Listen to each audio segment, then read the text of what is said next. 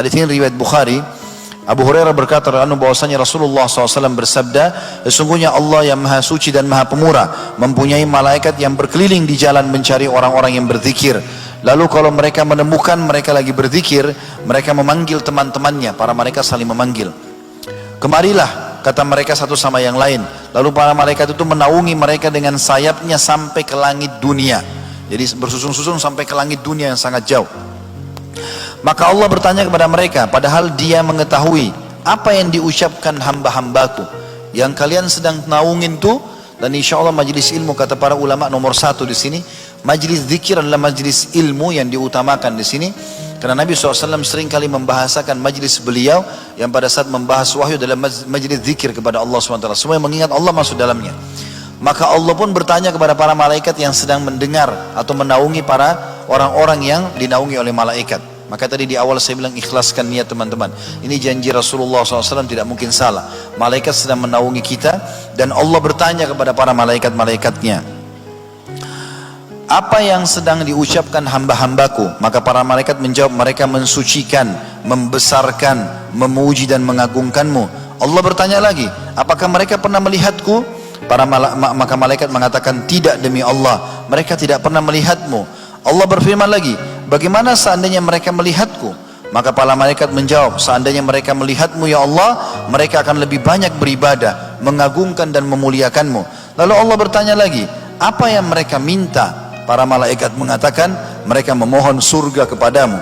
Allah berkata lagi, apakah mereka pernah melihat surga itu?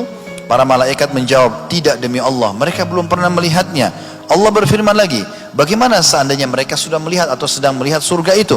Para malaikat menjawab, mereka akan lebih merindukan dan lebih bersungguh-sungguh memintanya dan lebih terpesona. Kemudian Allah bertanya, mereka berlindung dari apa? Para malaikat menjawab, mereka berlindung dari neraka. Allah SWT bertanya, apakah mereka pernah melihat neraka itu? Para malaikat menjawab, tidak demi Allah, mereka belum melihatnya. Allah yang maha suci dan maha pemurah bertanya, bagaimana seandainya mereka melihat neraka itu? Para malaikat menjawab, mereka akan lebih takut dan menghindar darinya. Lalu Allah berfirman lagi, saksikanlah, sesungguhnya aku telah mengampuni mereka.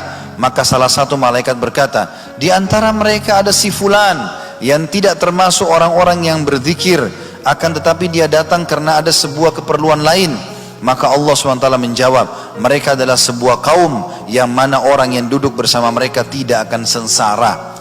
Kata Ibnu Hajar Al-Asqalani rahimahullah dalam Fathul Bari, sesungguhnya yang dimaksud dengan majlis zikir dengan hadis ini adalah mencakup semua macam zikir kepada Allah, baik orang bertasbih, bertakbir, membaca Al-Quran, berdoa, kebaikan dunia dan akhirat, dan yang paling penting mempelajari hadis-hadis Nabi SAW dan belajar ilmu syar'i.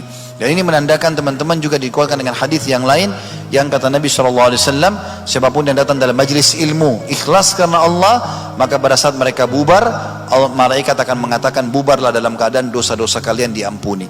Jadi memang ini perlu dengan ikhlas hadir di majlis ilmu itu. Juga teman-teman sekalian, ada hadis yang lain mulia mengucapkan zikir la ilaha illallah. Kata Nabi SAW dalam hadis yang sahih diriwayatkan oleh Imam Bukhari, man qala la ilaha illallah wahdahu la syarika lah, lahul mulku wa lahul hamdu wa huwa ala kulli syai'in qadir, fi yaumi mi'ata marra kana lahu idlu ashri riqab wa kutibat mi'atu hasana wa muhiyat anhu mi'atu sayyi'ah wa kanat lahu hirzan minasy syaitani yaumahu dzalika hatta yumsi lam ya'ti ahadun bi afdali mimma ja'a bihi illa rajulun amila aktsara minhu. Artinya, barang siapa yang membaca la ilaha illallah wahdahu la syarikalah, tidak ada Tuhan yang berhak disembah kecuali Allah dan tidak ada sekutu bersamanya, lahul mulku wa lahul hamdu, dia pemilik kerajaan dan puji-pujian, wa huwa ala kulli syai'in qadir, dan dia mampu mengerjakan apa yang dia inginkan, dalam satu harinya 100 kali maka akan dicatatkan baginya pahala membebaskan 10 orang budak, dicatatkan baginya 100 pahala, dihapus darinya 100 dosa, dan akan diberikan perlindungan dari syaitan di harinya itu sampai dia tiba di sore hari. Dan tidak ada orang yang datang hari kiamat mengalahkan pahala dia kecuali orang yang berbuat seperti dia atau lebih. Juga teman-teman, di antara zikir yang mulia subhanallahi wa bihamdi, itu saja kalimat ringan. Ini saya pernah jelaskan, 1 menit bisa kita baca 100 kali. Subhanallahi wa bihamdi, subhanallahi wa bihamdi. Ini mulia. Hadis sahih riwayat Bukhari. Abu Hurairah berkata radhiyallahu anhu, "Man qala subhanallahi wa bihamdi mi'ata marrah, huttat anhu khatayahu wa in kanat mithlu zabadil bahr." Siapa yang mengucapkan subhanallahi wa bihamdi, maha suci Allah dan segala puji baginya 100 kali dalam sehari, akan digugurkan, dileburkan semua kesalahannya walaupun sebanyak buih di lautan. Ini 100 kali sekitar 1 menit. Lagi lampu merah, lagi di jalan, lagi tunggu antri lift, lagi belanja di pasar, bisa diucapkan subhanallahi wa bihamdi sampai 100 kali. Dan juga mengucapkan subhanallah, terutama saya bilang tadi di 10 awal Zulhijjah ini teman-teman sangat mulia. Ya, karena zikir ini adalah yang diperintahkan oleh Nabi SAW. Dalam hadis yang sahih riwayat Muslim, Mus'ab bin Sa'ad radhiyallahu anhu berkata, "Kunna inda Rasulillah sallallahu alaihi wasallam faqala ayajizu ahadukum ay yaksiba kulla yawmin alfa hasanah fasa'alahu sa'ila min julasai kaifa yaksibu ahaduna alfa hasanah qala yusabbihu mi'ata tasbihah fayuktabu lahu alfu hasanati wa yuhattu anhu alfu atau yuhattu alfu khati'ah." Kami pernah berada di sisi Rasulullah SAW lalu beliau bertanya, apakah seseorang di antara kalian tidak mampu memperoleh 1000 pahala dalam sehari? Maka kata para sahabat, atau apakah kalian tidak mau mendapatkan 1000 pahala dalam sehari? Kata para sahabat, bagaimana bisa kami mendapatkan 1000 pahala ya Rasulullah? Kata Nabi SAW, bertasbih 100 kali, subhanallah, subhanallah, subhanallah 100 kali, maka akan ditulis baginya 1000 kebaikan dan dihapus darinya 1000 kesalahan. Yang terakhir teman-teman, yang ke-15 adalah berbuat semua jenis amal saleh, terutama bakti dengan kedua orang tua. Ini berbuat baik saja, senyum dengan orang tua, menyiapkan makanannya, mengucapkan salam, menanyakan kabarnya, menghilangkan kesusahan, memenuhi kebutuhan, semua berhubungan dengan orang tua ini. Ini bisa membersihkan dosa-dosa. Bahkan sebagian ulama mengatakan di antara hal yang sangat mudah membersihkan sisa dosa besar, bakti dengan orang tua.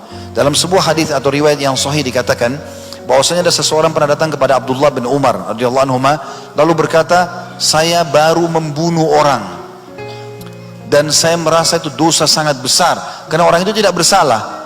Saya bertobat kepada Allah. Kira-kira apa langkah yang paling cepat membuat dosa saya dimaafkan?" Maka pertanyaan Abdullah bin Umar, "Apakah kedua orang tua masih hidup?" Kata dia, "Tidak ada lagi. Tidak ada ayah, tidak ada ibu." Lalu dia mengatakan, "Kalau begitu pergilah dan bertobatlah kepada Allah, kemudian beribadalah sampai ajal datang." Lalu Atha bin Abi Rabah, salah satu perawi hadis ini mengatakan, "Wahai Ibnu Umar, saya ingin bertanya, kenapa anda tanya ibu dan ayahnya?"